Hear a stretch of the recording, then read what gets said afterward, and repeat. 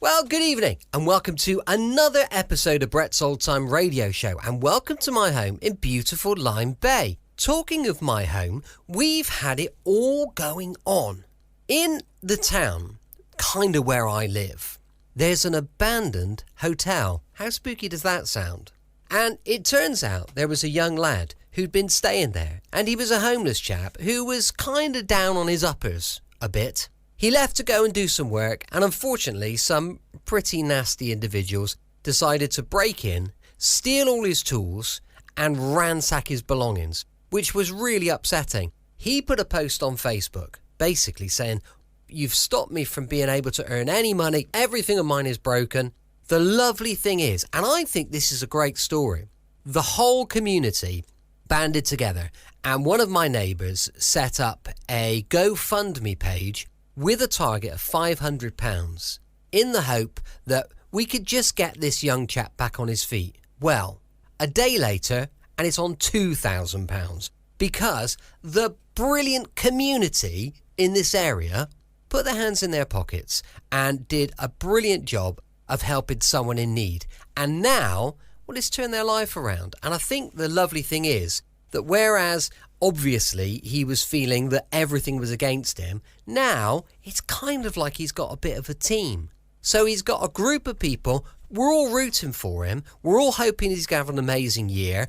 Lots of people are coming up with little jobs and things he can do. It was heartwarming, the sense of community, and you don't kind of see that these days all that often, but it really went to show that when there was someone in need, there's a community there that could really help out and could make a big difference and change someone's life. So fantastic. I'm so proud of the people in this local community. We all put our hands in our pockets, we put a bit of money in the pot, and it's made a huge difference.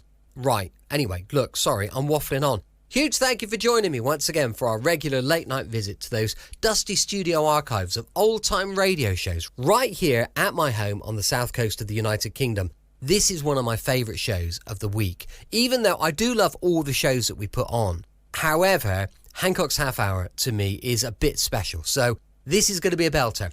I'm Brett, I'm your host for our Nighttime podcast. Welcome to another episode. Don't forget, I've got a Facebook page, an Instagram page and a YouTube channel, all called Brett's Old Time Radio Show, and I would love it if you could follow me. Feel free to send me some feedback on our shows if you get a moment. brett@tourdate.co.uk. Don't forget, I've launched a supporter page. I'll tell you about that a little bit later. But now it's time for our latest episode. of Hancock's Half Hour. This series, we've got the female voice, which is Andre. She did the first couple of episodes with a French accent, and then she goes on to her normal accent. And I have to say, she has got the most amazing voice. She just sounds brilliant. Listen out for Andre. Ladies and gentlemen, may I introduce Mr. Anthony Hancock? Good evening. Tonight I want to tell you a story. A story fraught with the brutal conflict of a tangled web of human emotions. A story daringly frank in its stark reality. A tragedy of a chef, a master of the culinary arts, set against a torrid background of steaming kitchens and cold cabbage water. Cool yet tender, savage yet poignant, it brings to your radio sets a vivid portrayal of a man whose genius was evident from every fork hole in his pie crusts. This is the story of a woman,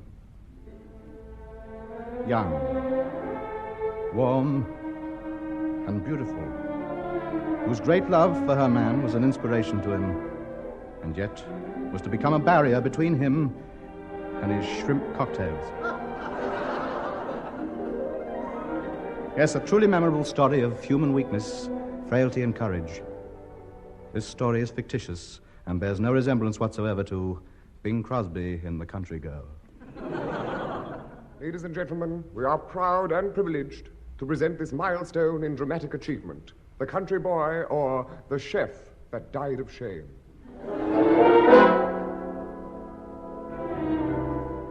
The name of Persoir Egance is now a legend throughout the kitchens of Europe.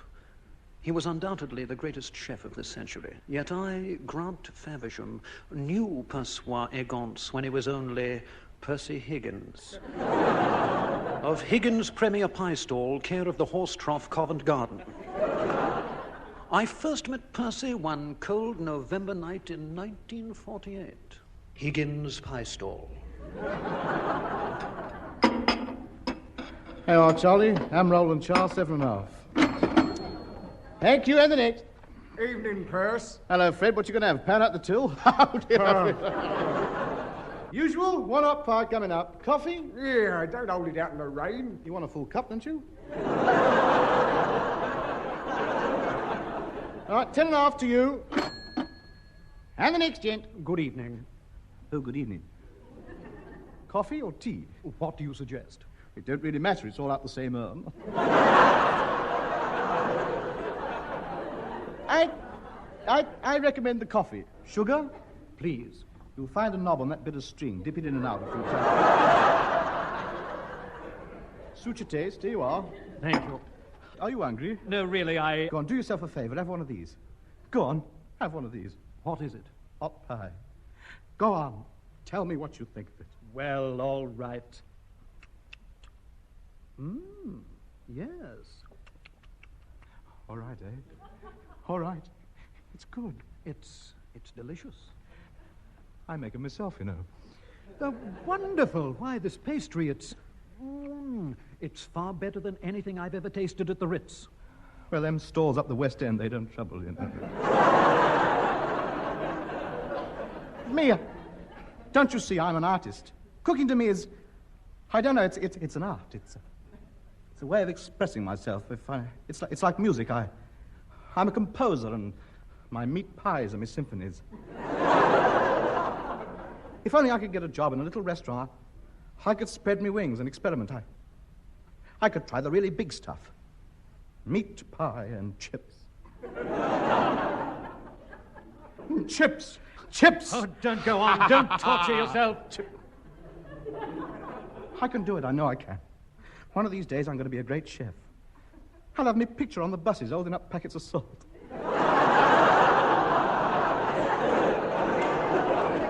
My beard. I'll have my beard, right? Until then, I'll just have to find solace in my meat pie. I think they're marvelous. May I take some home with me? Oh, certainly, sir. I'm sure you'll like them. I know I will. I do my best. I lavish a lot of care on them. But, well, the trouble is these days you can't get the meat, but then I'm a craftsman. I make do with what I can get hold of. Here you are, sir. $50, please. Well, that's it. Drink up. Clear plates, please. Closing time. Fred, help me get harnessed up. I've got to pull the stall home tonight. I say, shouldn't you have a horse to do that? Yes, well, strictly speaking, we should, yes, but... Well, where is it? Well, it's like I said, you can't get the meat these days. Being a craftsman, I make do with what I can get hold of. Good night, sir. I'm sure to enjoy the pies. I've done my best.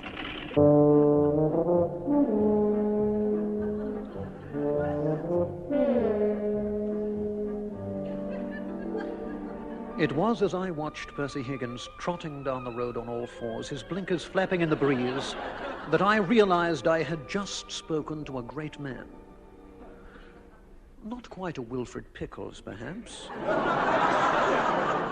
But then I was determined to help him. I've decided to take him to Paris to study cooking under the greatest chefs in Paris. Percy started his studies at the International School of Cookery in the Champs-Élysées under Monsieur Pinet.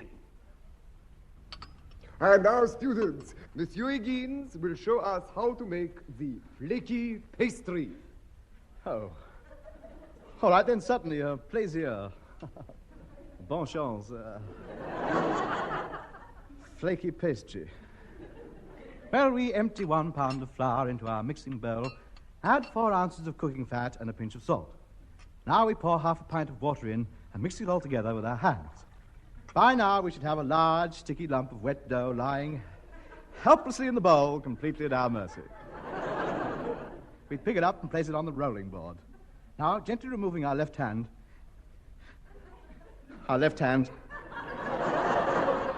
so as not to... Gently removing our left hand Our left hand, gently removing our right hand. Our right hand, holding it down with our... We gradually, placing our foot on it, we pull it... Scraping it off our foot, we then... Sitting on it, we roll over. Wedging it in the door, we then, scraping it up with our hair, we put it our left, putting it, tugging at the stretch, spaghetti.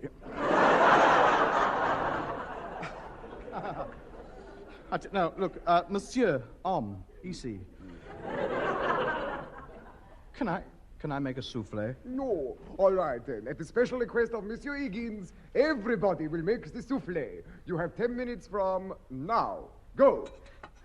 Now, let's see. Break 5 eggs. 1, 2, 3, 4, 5. Separate the whites from the yolks. Beat them up into a stiff paste. I'm only a strolling vagabond. That's it. Haven't you forgotten something, monsieur? Have I? Oh, yes, the bowl.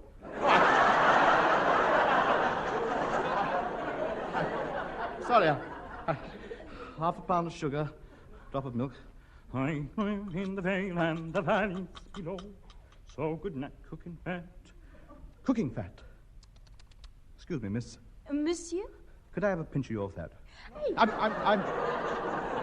That is, I... Please, monsieur, go away.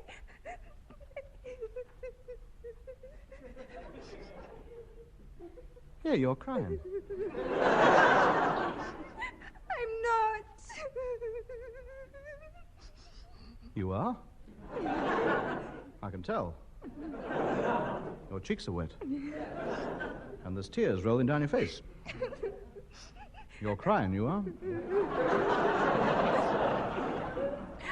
Come on, cheer up. Please don't cry. Oh, I'm sorry, monsieur. It's very silly. Oh, look, here. Blow. Now, what's the matter? Oh, it's silly, I know, but, well, I just don't know how to make a souffle. Is that all? I'll help you, Mrs. Dubois. Martine Dubois. Percival. Percival Higgins. H, high, egg, high, hen, S. Higgins. No, Higgins. The H is silent as in horse. Now, what about this souffle? Let me help. Now, watch me closely. Now, break 5 eggs. 1, 2, 3, 4, 5. Separate the whites from the yolks. Beat into a... Martine. The bowl.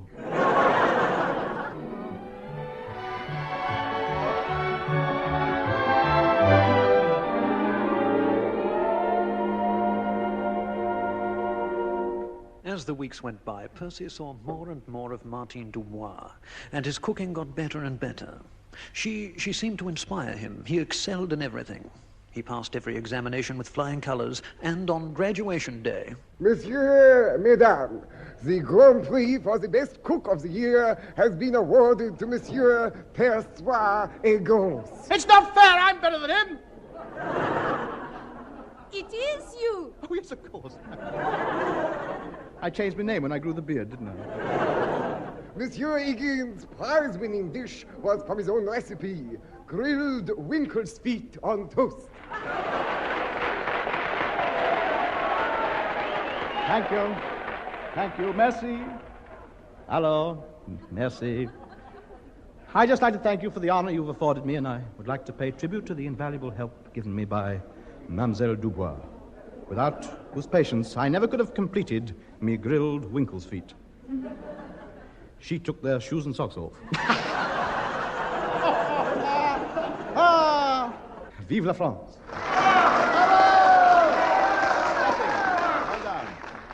Oh, Percy, congratulations. You are wonderful.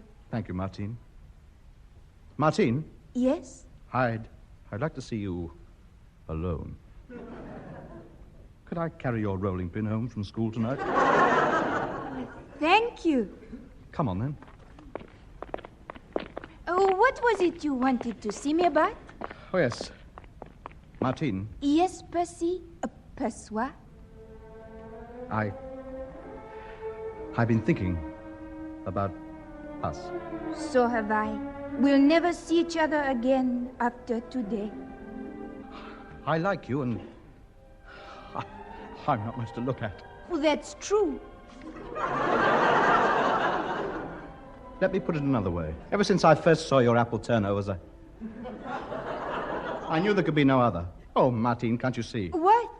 I'm asking you if you would consider sharing the same pie dish with me. Percy, of course I will.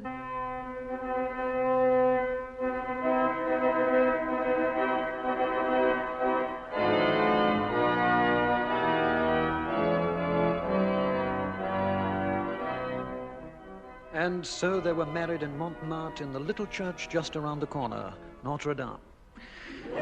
It was a beautiful wedding. Percy looked magnificent as he walked down the aisle. His brand new chef's hat contrasting sharply with the blue and white stripes of his butcher's apron. And at that time, I was fairly well acquainted with Moishe Rubinstein and his mother, Lady Pamela. Moishe owned probably the largest chain of luxury hotels in Europe. And it was with the idea of getting Percy a job that I invited Moishe to the wedding reception, the food, of course, being cooked by Percy.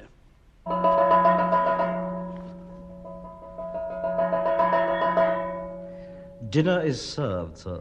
About time. It's 2 o'clock. I'm starving. Hey, what's this? Consomme de Windsor Brun. Yeah. Oh, well, we'll try it.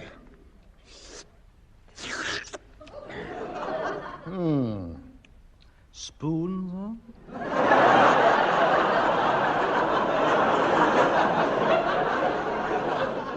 No, thanks. I finished it. Very good. What's next? Poisson, sir. Haven't you got any fish? Poisson is fish, sir. Steamed turbot. Oh, that'll do. Shoot the turbot to my yerbot.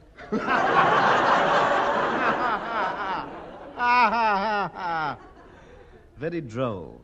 How many courses are we having? 23, sir. 23? Yes, sir. The last 10 are served in bed. I think you'd better bring on the next courses, Percy. We've got a lot more to get through yet.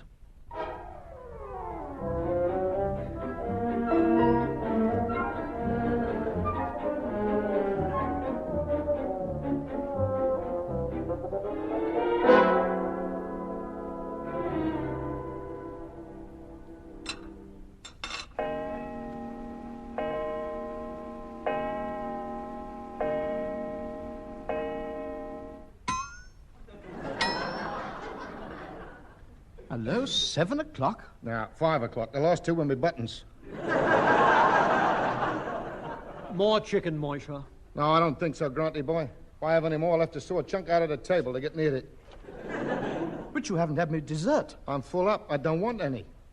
But I spent hours preparing it. I'm sorry. I've had enough. You can clear the things away, Percy. We'll have the coffee in the lounge.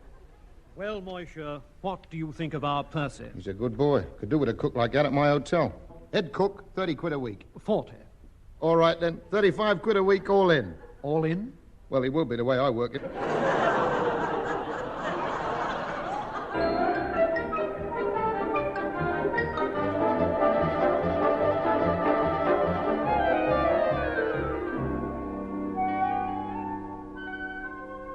And so the next day, Percy started his new job at the Hotel Rubinstein.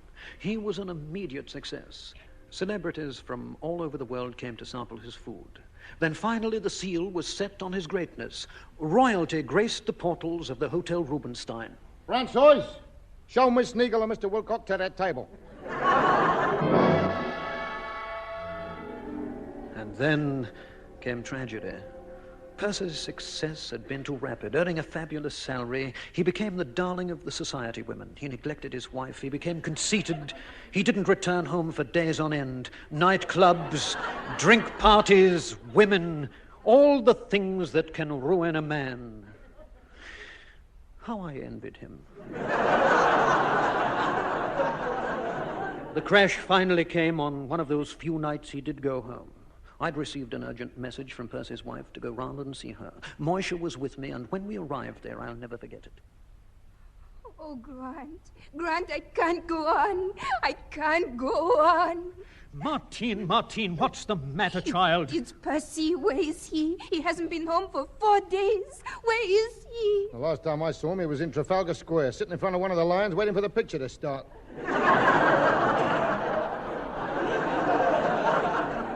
So, he's drunk again. Every time he comes home, it's the same. An empty whiskey bottle in his pocket. He's changed, Grant. He used to save a drop for me. What's happening to him, Grant? I can't stand much more of it. Oh, don't give way now, Martine. You must not. But he ignores me. He walks through the door. I hit him over the head with a rolling pin, and he just lies on the floor and refuses to speak to me. Oh, why, Grant? Why? Oh, he's all mixed up, Martine. He's all mixed up inside. I've done everything I can. I've even threatened him. Last week, I told him if he didn't stop drinking, I'd put my head in the gas oven. He was very polite about it. What did he do? He held the door open for me. He was never like this until he became famous. I shall never forget our wedding night. He came into my room, so shy like a little boy. And he looked at me with eyes so full of love. And with childlike innocence, he said, Hello? Hello? What's all these men doing in here? Percy, at last you've come home. Oh, Percy, darling.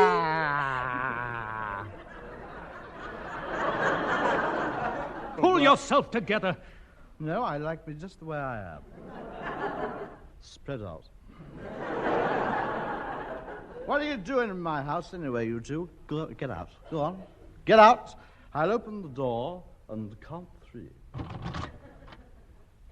1, 2, 3. All right, then. Stale. I'll get up.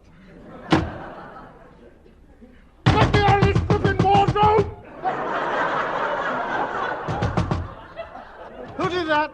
Who did it? Who did it? Come on. I'll have him out in the garden. 15 rounds, Californian rules.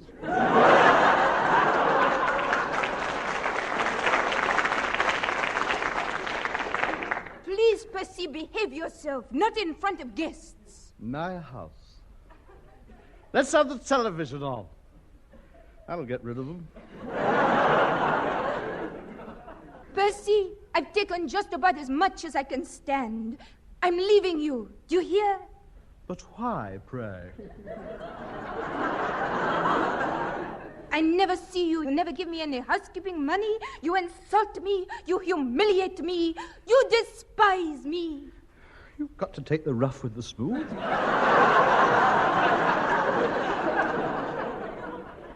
We're through. Do you hear? Through. You've lost yourself somewhere along the way, Percy. You've only got one hope. You must go out and find yourself. All right. I'll go and have a look down at the Nag's Head. I'm probably in now. Percy! Percy!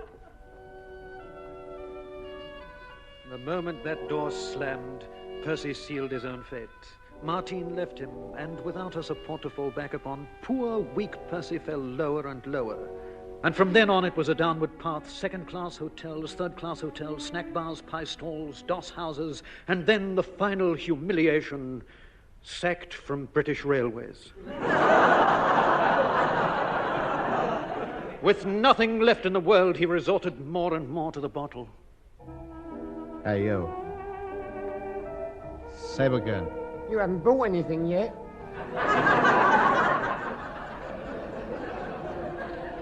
Well, give me 2 and make the second one the same as the first one. Yeah, but what shall I make the first one? You're a bit nosy for a barman, aren't you?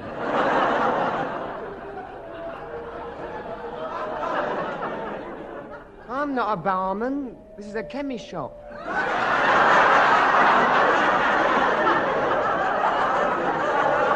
Then, Good afternoon. Where are you going? Round to the pub to weigh myself.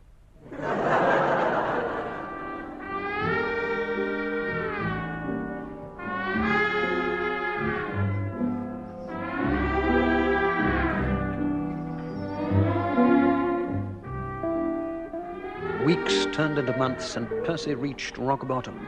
His podgy figure was a familiar sight to the publicans all over London. They'd open their doors in the evenings, and he would fall in. Then at last came the turning point. Moishe Rubinstein was faced with a crisis. He rushed round to my flat in a panic. Granty boy, what am I going to do? I'm in dead trouble. What's wrong? I got the United Nations delegates staying at my hotel. They're holding a big banquet tomorrow night, and me cook's turned his hat in. Why? One of the delegates had a row with him about his dumplings. He's trying to get them put on a list. What list? Banned weapons of mass destruction.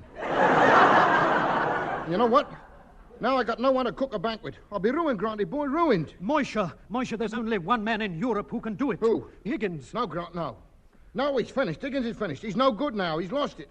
He couldn't even make the holes to put toads in. Oh, you're wrong, Moishe. This is just what he needs to get his confidence back, his self-respect. Now give him another chance to become a man again. All right, I'll chance it. Find him. Sober him up. I'll get the ovens ready, and if the meal's no good, he'll be inside one of them.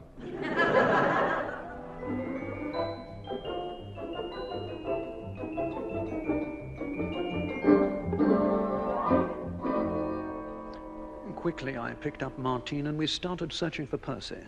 2 hours later, we found him. Percy. Oh, Percy, my darling. Let me look at you. How are you? Well, I'm broke. I'm nearly an alcoholic. My clothes are in tatters. I haven't eaten for a week, and I'm just about to drown myself. Apart from that, I'm keeping pretty cheerful. Don't worry, my darling. Everything's going to be all right. They want you back at Rubinstein's. Me? Yes, a banquet. It's got to be the finest meal of your career. I can't. I can't do it. I've finished with cooking. Don't you understand? I've lost the spark. That woman in the cinema adverts couldn't help me now. What woman? That fat old fairy who nips across them apple tarts with a wand.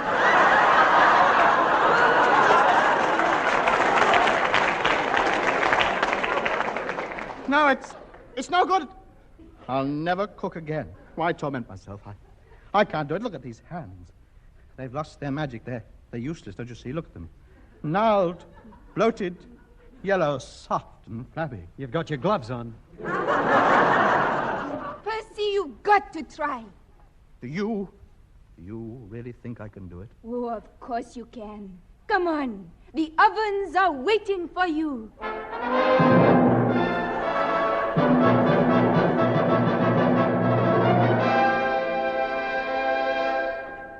As soon as Percy got back into the familiar atmosphere of the kitchen, his genius returned. His old flair for brand new dishes was still as great as ever. Harry, I want a slice of bread 4 foot square. What for? Elephant's feet on toast. And he was just as fussy over his ingredients. I'm sorry. Take this winkle away. I refuse to cook it. Why not? I haven't seen its pedigree. Slowly but surely, the banquet began to take shape. He put everything he knew, every bit of talent he possessed, into this greatest masterpiece of his life, until finally it was completed. The first courses were served to the assembled gathering. The first spoonfuls were raised to their mouths, were swallowed, and then... Ow! Ow! Ow!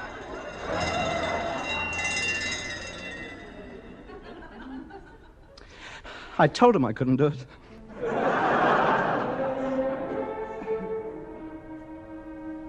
And that, ladies and gentlemen, ends my story. The moral? Oh, yes, there's a moral. Simply this. If you happen to own a pie stall in Covent Garden, and you see a bloke come out of the opera into the wet night with the strains of the ballet ringing in his ears, just pull the shutters down and run. And on behalf of the entire company and myself, good night to you all.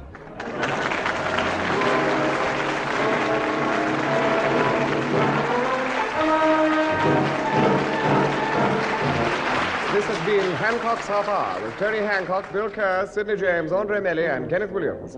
Incidental music was composed by Wally Stott and recorded by the BBC Augmented Review Orchestra, conducted by Harry Rabinowitz. The script was written by Ray Galton and Alan Simpson, and the program which was recorded was produced by Dennis Main Wilson.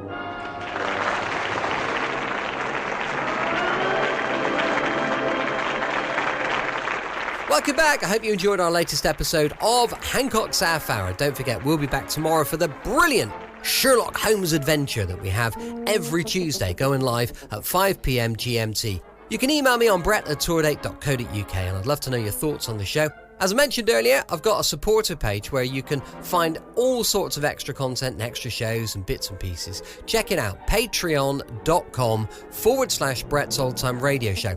Thanks for listening. I'll be with you 7 days a week, each and every week, and I'll see you next time on Brett's Old Time Radio Show. Love you. Bye.